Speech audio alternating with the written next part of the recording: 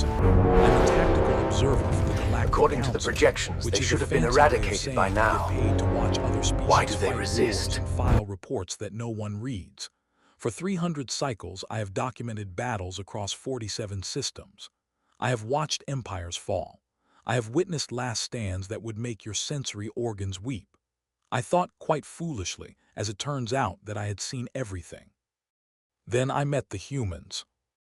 More specifically, I met Sergeant Jake Holloway, and my entire understanding of reality decided to pack its bags and go on an extended vacation. It started on a planet called Draxus 9, a miserable ball of red sand and volcanic activity that nobody wanted but everybody was fighting over because it sat on a strategic hyperspace lane. The Crin Dominion had decided this rock was worth dying for. The human forces disagreed. I was there to observe and document, because the Council wanted to see how this new species handled real combat.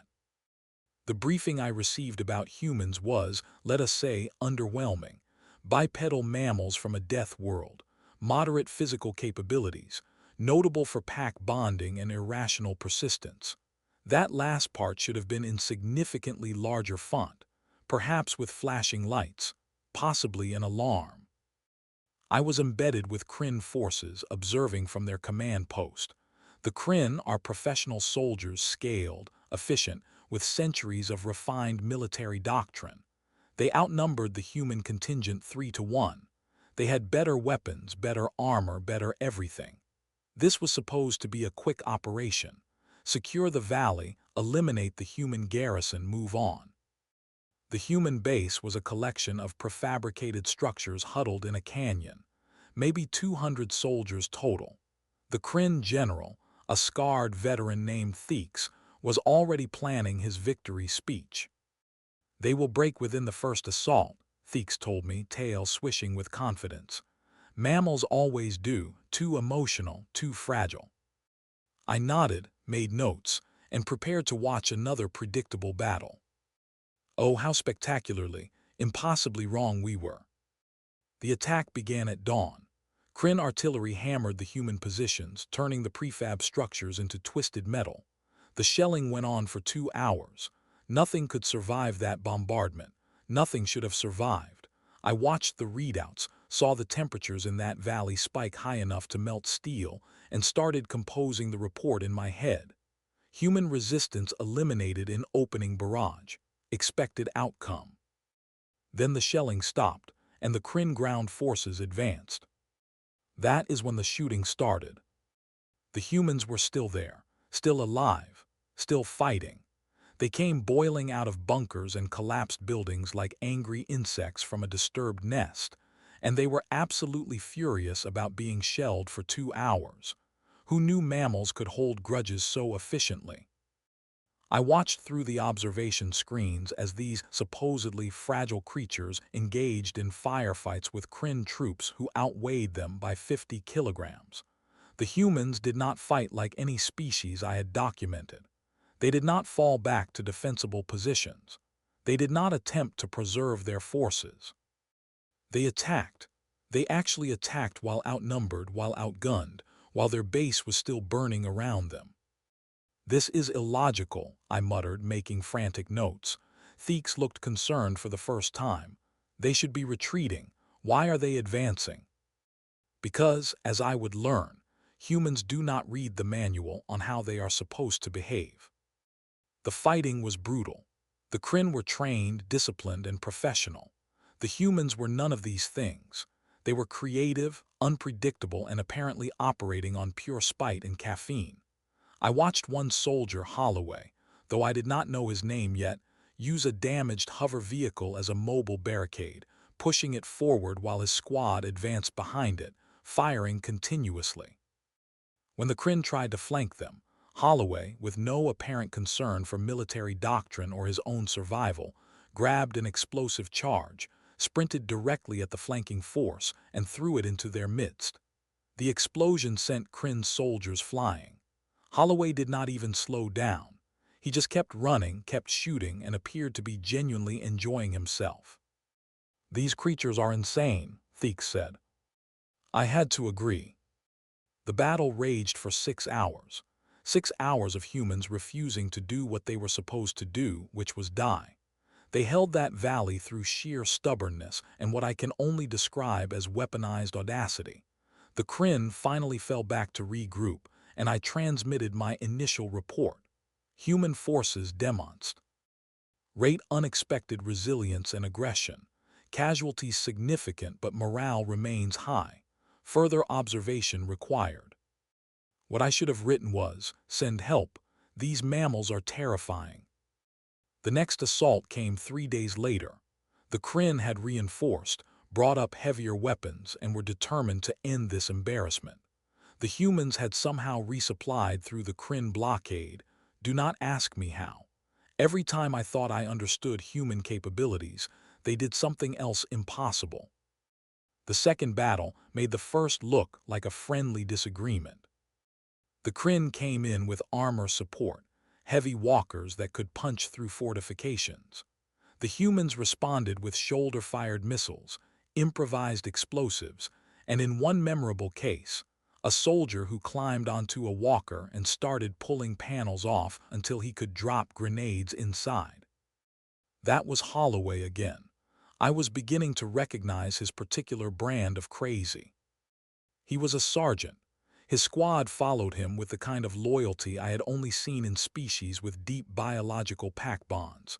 Humans, I was learning, formed these bonds with everyone. Their squad, their unit, their entire species. I watched Holloway pat his rifle like it was a pet.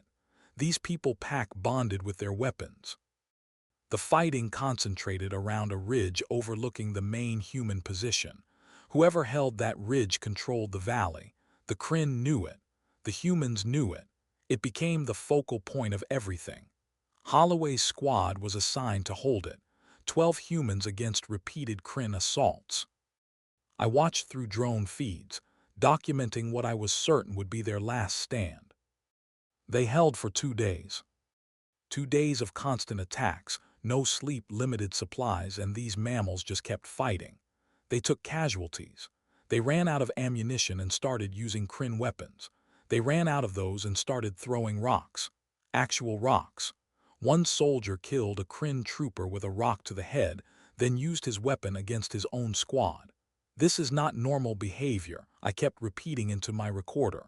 This level of persistence is not documented in any species profile. Theeks was no longer confident. He was frustrated, and I could see it now, beginning to fear these strange creatures who simply would not stop. On the second night of the ridge defense, the Crin launched what was supposed to be the final assault. Everything they had all at once, overwhelming force. The humans could not possibly hold. That is when Holloway got shot. I saw it happen through the drone feed. A Crin energy weapon direct hit to his chest. The impact threw him backward. His armor sparked and melted. He went down hard and did not move. His squad was screaming on the comms. Human voices filled with grief and rage, which I was learning was a very dangerous combination when it came to this species. They fought even harder if such a thing was possible, driving back the Crin assault through sheer fury. But Holloway was dead. I had seen the hit. I marked his status as killed in action in my report, added him to the casualty list, and felt something I had not expected to feel. Regret, sadness. This insane human who fought like a creature possessed had earned my respect, and now he was gone. The Crin pulled back. They had taken too many casualties. Theeks was already planning the next assault, but I could see doubt in his eyes now. These humans were costing too much. They were supposed to be easy. The human forces held a brief memorial service for their fallen. I monitored the communications, learning about human funeral customs. They spoke about Holloway with affection and grief, talked about his courage and humor and dedication to his squad. It was touching in a way I had not expected. Then they loaded his body into a transport with the other casualties and continued fighting. Because of course they did. The next Crin assault came at dawn because military commanders apparently never tire of dawn attacks. This one was different. They brought incendiary weapons, planning to burn the humans out of their positions. If explosives and energy weapons would not work, fire would. They were not wrong. The fire was effective, terrifyingly effective. The human positions were engulfed in flames hot enough to melt rock. Temperature readings climbed beyond anything a biological organism could survive. The screams on the human comms were horrible to hear. For the first time, the human lines broke. They fell back, dragging their wounded, coughing through smoke. Their armor scorched and melting. It looked like the end. Theeks was triumphant. Finally they break. The human retreat was orderly but desperate. They fell back to secondary positions deeper in the valley. The Crin followed, pressing the advantage, determined to finish it. That is when the explosion started. The humans had mined the entire approach, booby-trapped everything. The advancing Crin walked into a killing field of improvised explosives that turned their triumphant advance into a panicked retreat. The humans, even while falling back, even while burned and desperate, had prepared one more surprise. They planned this, I said, astonished. They planned their own retreat and turned it into a trap. Theeks was no longer speaking. He was staring at the casualty reports with an expression I recognized as shock. The battle stalemated after that. The Crin could not advance through the mines. The humans could not push forward through the burned zones. Both sides dug in, and I settled in for what looked like a prolonged siege. That is when things got truly strange. 3 days after the fire attack, 3 days after I had personally documented his death, Sergeant Jake Holloway walked into the human command post and asked for coffee. I know this because I was monitoring all human communications. I heard the commotion, heard someone scream, heard a great deal of very creative human profanity. Then I heard a voice I recognized, slightly hoarse but unmistakably alive, say, "What? What is everyone freaking out about?" I pulled up the security feed from inside the human base. There he was, walking, talking. His chest was bandaged. He looked like he had been through a fire, which he had, but he was absolutely, impossibly, infuriatingly alive. I rewound the footage from 3 days ago and watched the shot again. The energy weapon hit, the impact, the fall. He was dead. He had to be dead. Nothing survives that kind of direct hit. Nothing. But there he was, drinking coffee and asking where his rifle was. Because apparently even death was not going to separate this human from his preferred weapon. I transmitted an urgent message to my superiors. Previous casualty report requires correction. Sergeant Holloway status, alive. Explanation unknown. Requesting clarification on human biological resilience parameters, as nothing in my database covers this. The response I received was essentially, "Are you certain you are observing correctly?" Yes, I was certain. I was watching a dead man drink coffee and complain about the quality of the medical bay. Holloway had been clinically dead for 3 minutes. 3 minutes without oxygen to his brain. His heart had stopped. The medical staff had resuscitated him, treated severe burns, and were themselves amazed he was alive, let alone walking around demanding to be returned to active duty. Holloway's response to their concern was, and I quote, "Yeah, but I feel fine now. Can I have my gun back?" The human doctor said no. Holloway needed rest, observation, time to recover. This was sensible. This was logical. This was what any reasonable species would require. Holloway, it turns out, was not interested in being reasonable. That night he snuck out of the medical bay, retrieved his rifle, and reported to his squad's position on the defensive line. His squad, upon seeing their supposedly dead sergeant materialize out of the darkness, nearly shot him. Then they embraced him. Then they yelled at him. Then they gave him coffee and asked if he was really okay. Human emotional responses are exhausting to catalog. "I am fine," Holloway told them. "Got shot, got better. Let us get back to work." I was listening to all of this with my sensory organs wide open in disbelief. This was not how biology worked. This was not how anything worked. But humans, I was learning, did not care much for how things were supposed to work. The Crin launched another assault the next day. This one was smarter. They had studied human tactics, adapted, and came in with a coordinated strike designed to exploit weaknesses. It almost worked. They breached the outer defenses, pushed into the human positions, and for a terrible moment it looked like the end for the garrison. The fighting was close quarters, brutal and chaotic. Holloway's squad was in the thick of it, fighting off Crin's soldiers in trenches that had become close-range death traps. And then I watched Holloway do something I still have difficulty processing. A Crin grenade landed in the trench. Holloway saw it, had maybe 2 seconds to react, and instead of diving for cover like any sane being, he jumped on it. He jumped on the grenade deliberately to shield his squad from the blast. The explosion should have killed him, should have torn him apart entirely. I recorded his death for the second time, marked him as killed in action again, started updating my casualty reports. Then Holloway stood up. He stood up from a grenade blast that he had absorbed with his own body. His armor was shredded. He was bleeding from multiple wounds, but he was standing. He was conscious, and he was somehow still firing at Crin soldiers. "Medic," he called out, his voice remarkably steady for a man who should not exist. "I am going to need a medic after we clear this position." After they cleared the position. This human had just used his body as a grenade suppressor and was scheduling his medical treatment around mission completion. I stopped recording, stopped making notes, just watched in stunned silence as Holloway continued fighting, his squad rallying around him with ferocious determination that made the Crin assault falter, then break. When the fighting stopped, I watched the medics work on him. Shrapnel wounds across his back and legs, burns, concussion, internal bleeding. The list of injuries was extensive enough that any reasonable being would be dead or comatose.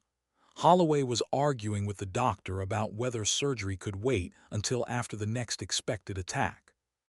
The doctor, a grizzled human named Fletcher who had apparently dealt with Holloway before, was having none of it. "You are going into surgery now, Sergeant, or I will sedate you and drag you there myself." "That seems aggressive," Holloway replied. Then he passed out from blood loss. They operated on him in a field hospital while Crin artillery resumed shelling the valley. I listened to the surgical team work with calm professionalism while explosions shook the building around them. They pulled out 17 pieces of shrapnel, repaired internal damage, and put him back together. "He will live," Dr. Fletcher announced after 8 hours of surgery. "But he is done fighting, at least for this deployment, maybe permanently. His body has taken too much damage." I filed this update with something approaching relief. Holloway had survived again against all probability, but at least now he would be evacuated, sent somewhere safe. His war was over. I should have known better.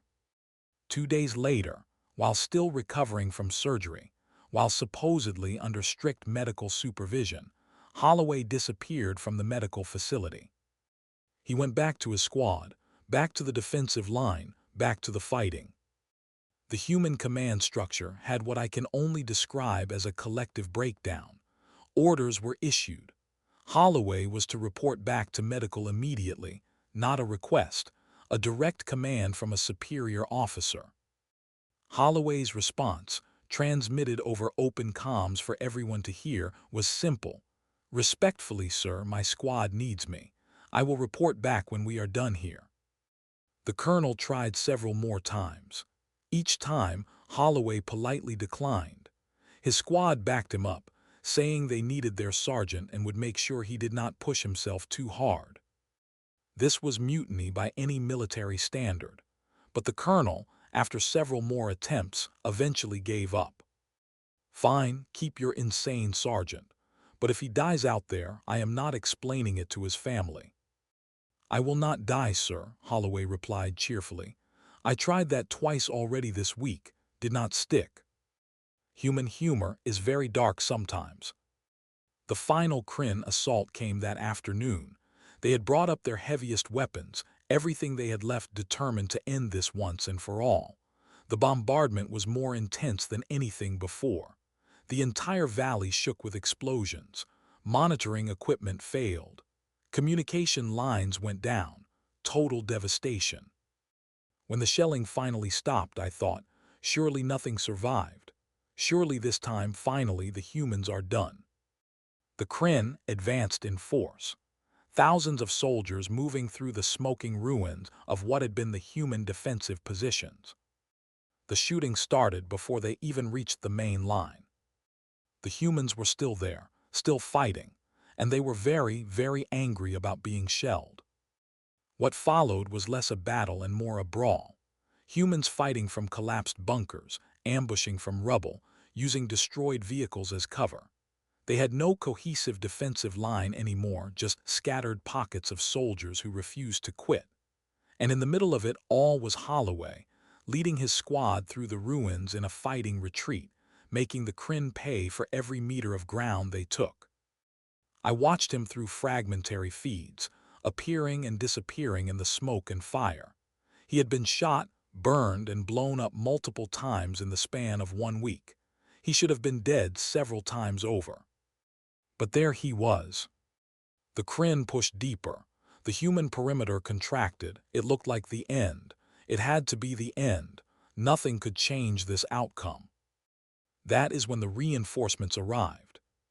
2 companies of human marines dropped from orbit in individual combat pods that screamed through the atmosphere like falling meteors. They hit the ground behind the Crin lines and immediately attacked, catching the Dominion forces in a pincer. The battle turned into a rout. The Crin, suddenly surrounded, facing enraged human soldiers on all sides, broke and ran. The siege was over. I watched the aftermath for days. The human casualties were enormous. Their base was catastrophic wreckage. By any reasonable metric, they should have lost this battle days ago.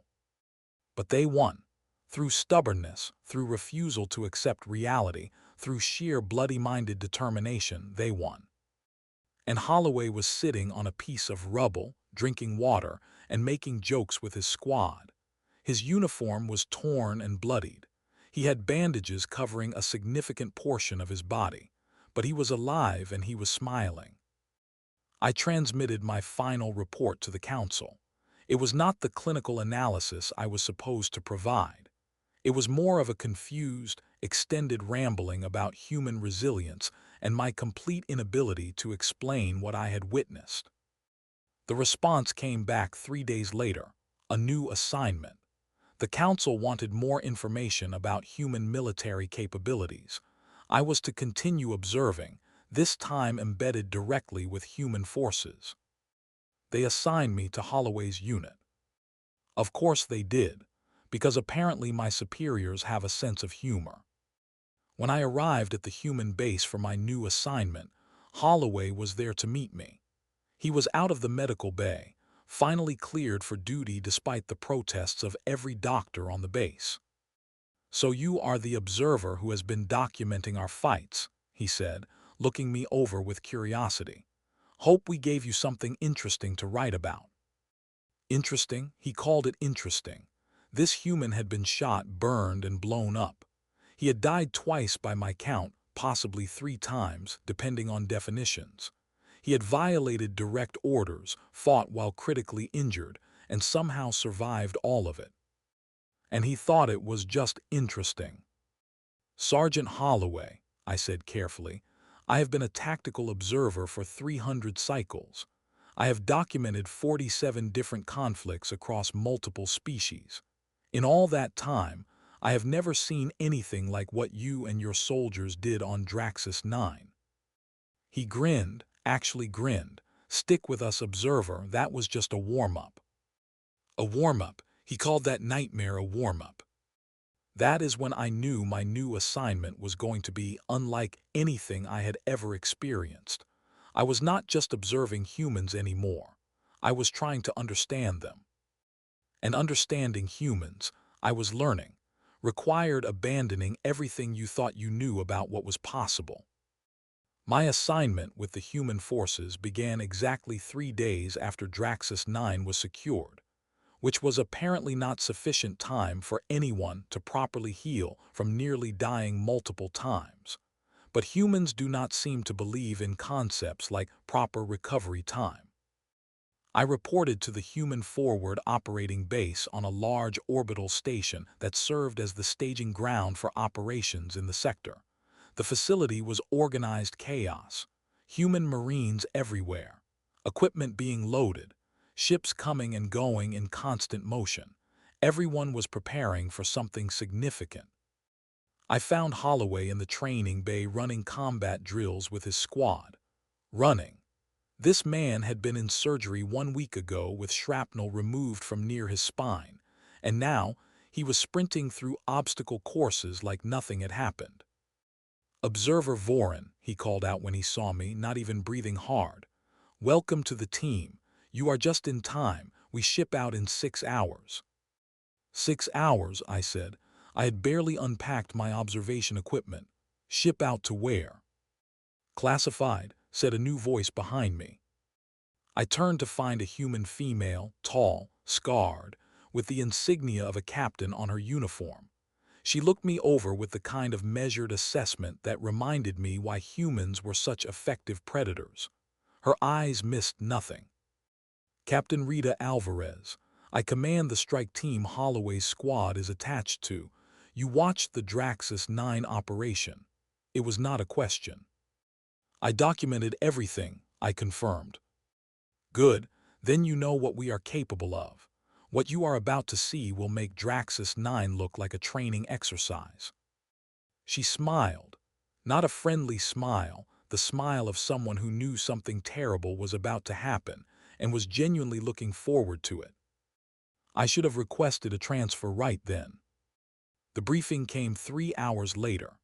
The entire strike team assembled in the operations room, 50 humans, all veterans, all carrying themselves with that peculiar human confidence that bordered on arrogance, but was backed by disturbing competence. Captain Alvarez brought up a holographic display showing a planet heavy with industrial development.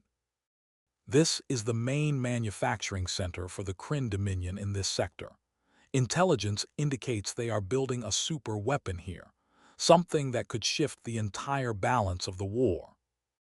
A murmur ran through the assembled soldiers. I was already calculating the odds of a successful assault on such a heavily defended target. The numbers were not encouraging. "Our mission," Alvarez continued, "is to infiltrate the planet, reach the manufacturing facility, and destroy the weapon before it becomes operational. We go in quiet, do the job, get out before they know we were there. A stealth operation. 50 humans trying to sneak onto the most heavily guarded planet in the sec. Tor, this was madness." "Questions?" Alvarez asked. Holloway raised his hand. "What is the estimated survival rate for this mission, Captain?" Alvarez did not hesitate. "Command estimates 30% of us will make it back." 30%.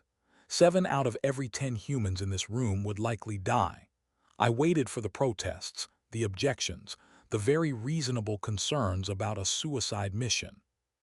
Instead, the humans started checking their equipment and making jokes. "Better odds than Draxus 9, someone called out. "At least we get to ride in a ship this time instead of getting shelled for a week," another voice added. They were laughing, actually laughing about a mission with a 70% casualty rate. Holloway caught my expression. "Something wrong, observer." "You are all going to die," I said flatly. "The statistical probability of mission success is minimal at best." "Yeah, probably," Holloway agreed cheerfully. "But we are going to make one hell of a mess before we do. Besides, statistics never stopped us before." We loaded onto the transport ships 4 hours later. The flight to the target world would take 3 days through hyperspace, 3 days to prepare, to plan, to contemplate what lay ahead. I spent those 3 days interviewing the strike team, trying to understand what made these humans volunteer for what was essentially certain death. The answers varied, but common threads ran through all of them. One corporal told me simply, "Someone has to do it, might as well be us." A specialist said, "My family is back home. If this weapon gets built, they are in danger. So yeah, I am going." And a private stated with complete simplicity, "Holloway's going. Where he goes, we go." That last answer came up repeatedly. These humans had pack bonded with Holloway so deeply that they would follow him into certain death without hesitation. When I mentioned this to him, he looked uncomfortable. "It is not like that. They are professionals. They follow orders." "They follow you," I corrected. "There is a difference."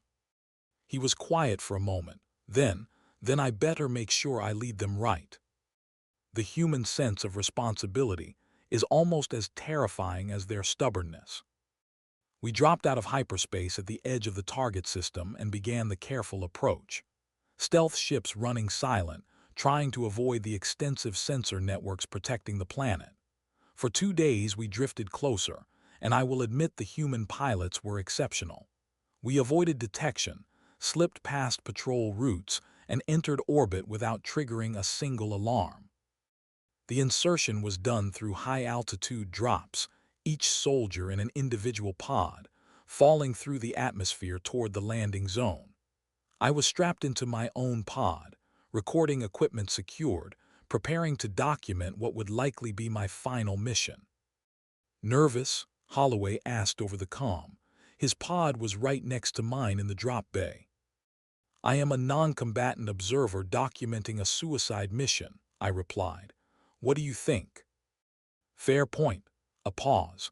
"Look, Voron, I know this seems crazy, but we have done crazier things, trust me." "You died twice on Draxus 9. "Yeah, but I got better both times. Perfect record." Human logic is an oxymoron. The drop was everything I feared and worse. Screaming through the atmosphere in a metal container, watching heat shields glow, wondering if the sensors would spot us. We made it. All 50 pods, perfect insertion. For a brief moment, I dared to hope this mission might actually succeed. We landed in a forested area 20 kilometers from the target facility. The pods were camouflaged and abandoned. The team assembled quickly and efficiently, and within 10 minutes we were moving through the forest in complete silence. Holloway's squad on point, Captain Alvarez leading the way. I stayed in the middle of the formation, trying to keep up with humans who moved through rough terrain like it was a casual stroll. We covered 15 kilometers in 4 hours, not a single word spoken, just silent movement through hostile territory. I was impressed despite myself. When humans wanted to be quiet, they could be quieter than ghosts. Then we hit the first patrol. A Crin scouting party, 12 soldiers walking directly into our path. No time to hide, no time to evade. We were spotted immediately. What happened next took less than 30 seconds. The humans moved with speed and coordination I barely tracked. Suppressed weapons, precise shots. The entire Crin patrol was down before they could transmit a warning. "Clear," Holloway reported quietly. "No alarm sent. We are still good." We continued moving, stepping over fallen Crin like it was routine. For these humans, it probably was. The facility came into view at sunset. It was enormous, a sprawling complex of buildings and defensive structures covering several square kilometers. Walls, guard towers, sensor arrays, and enough soldiers to garrison a small city. We were supposed to sneak into that. Captain Alvarez called the team leaders together. "We breached the perimeter here, weak spot in the sensor coverage. Once inside, we split into 3 teams. Alpha takes out the power station. Bravo secures the command center. Charlie team, that is us, goes for the weapon itself and plants the charges." "What about extraction?" someone asked. Alvarez was quiet for a moment. "If we complete the mission, extraction teams will be waiting at these coordinates. If we do not complete the mission, extraction does not matter. because we will all be dead along with everyone else when that weapon activates. The humans nodded like this was perfectly reasonable planning. The infiltration began at midnight. Using equipment I did not fully understand, the humans cut through the perimeter fence without triggering sensors. We slipped inside, moving between patrol routes, avoiding guard posts, 50 people sneaking through one of the most secure facilities in the sector. It worked for exactly 20 minutes. Then a Crin guard on a routine check turned a corner at precisely the wrong moment. He saw us, reached for his comm, and died before he could transmit. But the damage was done. His missed check-in would trigger an alarm within minutes. "Double time," Alvarez ordered. "We have maybe 5 minutes before this place locks down." We ran, so much for stealth.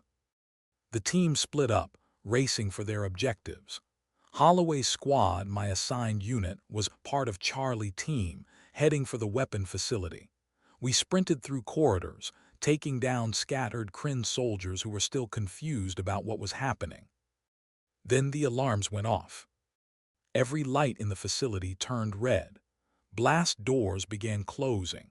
We heard the sounds of Crin forces mobilizing throughout the complex. "Faster," Holloway urged.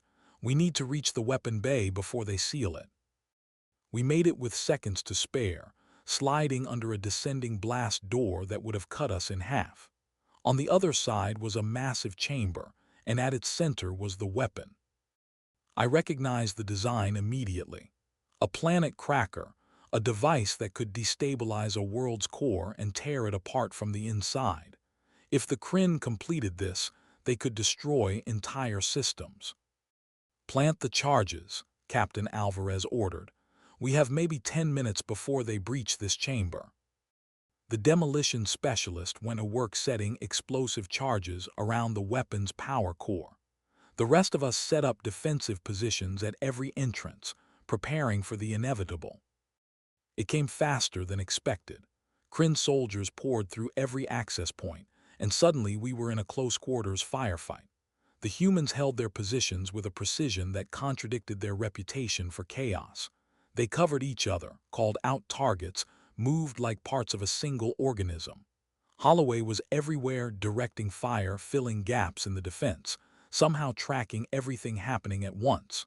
I understood then why his squad followed him.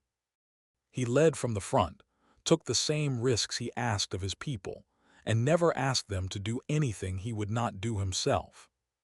"Charges set," the demolition specialist called out. 5-minute timer, we need to leave now." "All units, controlled retreat to the extraction point," Alvarez ordered. We ran again, fighting as we went. The Crin were everywhere. We took casualties, 3 humans in the first corridor, 2 more at a checkpoint. The team was bleeding, but we kept moving. We emerged into the main courtyard, and between us and the perimeter fence stood approximately 200 Crin soldiers. "That is not good," someone muttered. "Alternate route?" Holloway asked. "No time," Alvarez replied. "We have 3 minutes before those charges blow, and we are still inside the blast radius." "So we go through them," Holloway said, like this was obvious. I could not help myself. "That is impossible." Holloway looked at me and he was smiling, actually smiling. "You keep using that word. I do not think it means what you think it means." Then he charged, just started running directly at 200 enemy soldiers, firing as he went. His squad, because they were all apparently insane, charged with him. The rest of the strike team had maybe 2 seconds to decide: follow the humans or stay behind and die when the facility exploded. It was not really a choice. We all charged. What followed was less a battle and more controlled chaos. The humans hit the Crin line like a hammer, not trying to fight everyone, just punching through, creating a gap, maintaining momentum. We took casualties, more humans fell, but the momentum carried us forward through the Crin formation toward the perimeter. I ran in the middle of it all with my recording equipment clutched to my chest, watching humans die to buy seconds for the rest of us to escape. They did not hesitate, did not question. Just fought and fell so others could keep moving. We high T the perimeter fence. Some humans went over, some went through, some simply blasted holes and kept running. The Crin were right behind us, and somewhere back there, the weapon facility was about to explode. Just run, Alvarez was shouting. Run. We ran through the forest, away from the facility, as fast as our legs could carry us. The explosion, when it came, was everything we had hoped for and more. The weapon detonated, taking the entire facility with it. The shockwave knocked us to the ground, sent trees flying, turned night into day for one brief, terrible moment. I lay on the forest floor, audio sensors ringing, visual inputs overwhelmed with white light, wondering if I was dead. Then I heard voices, human voices counting off, checking in, confirming who was still alive. We had lost 23 people, 23 humans who would never go home, but 27 of us survived, including Holloway, Alvarez, and by some improbable miracle myself. In the transport back to the station, I sat beside Holloway.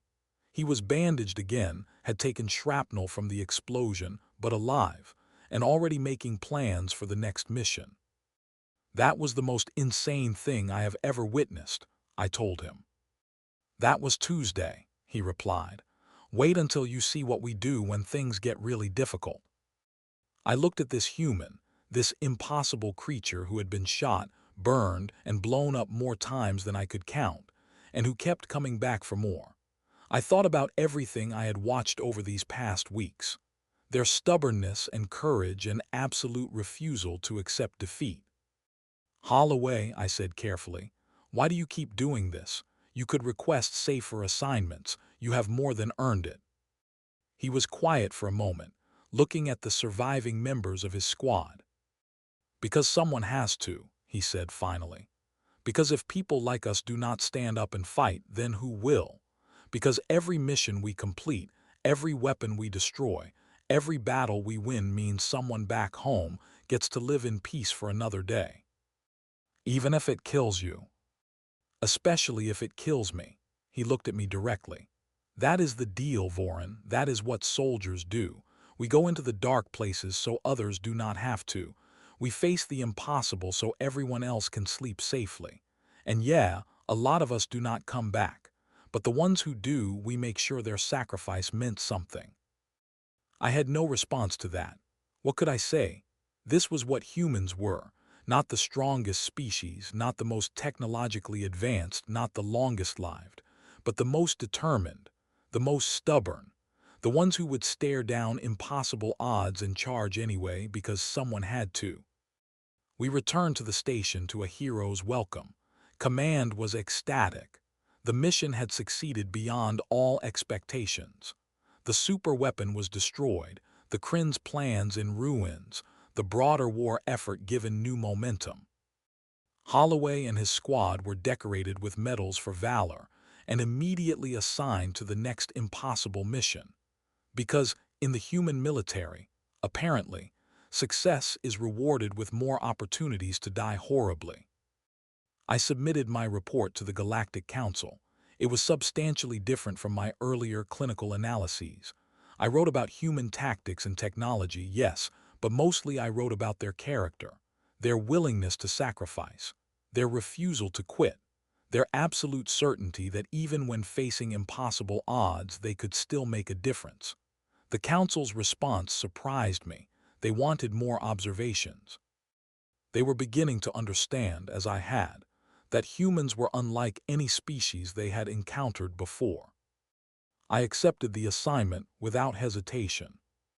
Someone had to document these insane mammals. Might as well be me. Besides, I had grown attached to Holloway and his squad. Pack bonding, humans called it. Apparently, it is contagious. 3 weeks later, I was back at the station, preparing for another deployment. I found Holloway in the same training bay, running the same drills, preparing for the next mission. Observer Vorin, he greeted me with genuine warmth. Back for more. Apparently, I have not learned my lesson about staying away from humans who get shot repeatedly. He laughed. Come on, we are shipping out in 4 hours. Captain Alvarez has a new mission, something about infiltrating a Crin command station. That sounds suicidal. Yeah, probably, but someone has to do it. I followed him, recording equipment ready, preparing to document whatever madness humans would unleash next. I had started this assignment thinking I would observe a new species in combat. Instead, I had found something far more valuable, the answer to a question the Galactic Council had been asking for years. What makes a species truly dangerous? What makes them a genuine threat or an ally worth any price? It was not technology. It was not numbers. It was not raw physical capability. It was determination, the absolute refusal to accept defeat even when every logical calculation demanded surrender. Humans had that in abundance. They would fight impossible battles, absorb impossible casualties, and somehow find a way to win, not because they were invincible, but because they simply refused to accept that they could lose. Holloway had been shot and burned and buried and blown up. By all rights, he should be dead several times over. But he kept coming back, kept fighting, kept leading his people into the darkness, because that was what needed to be done.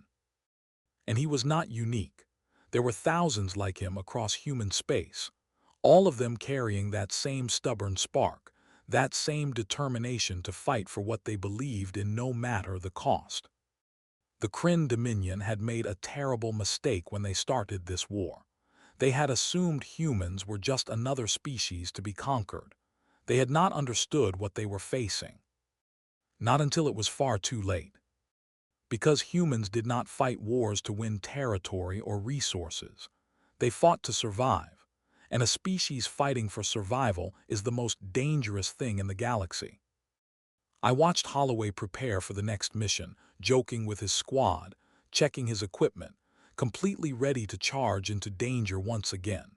And I realized something that both terrified and inspired me in equal measure.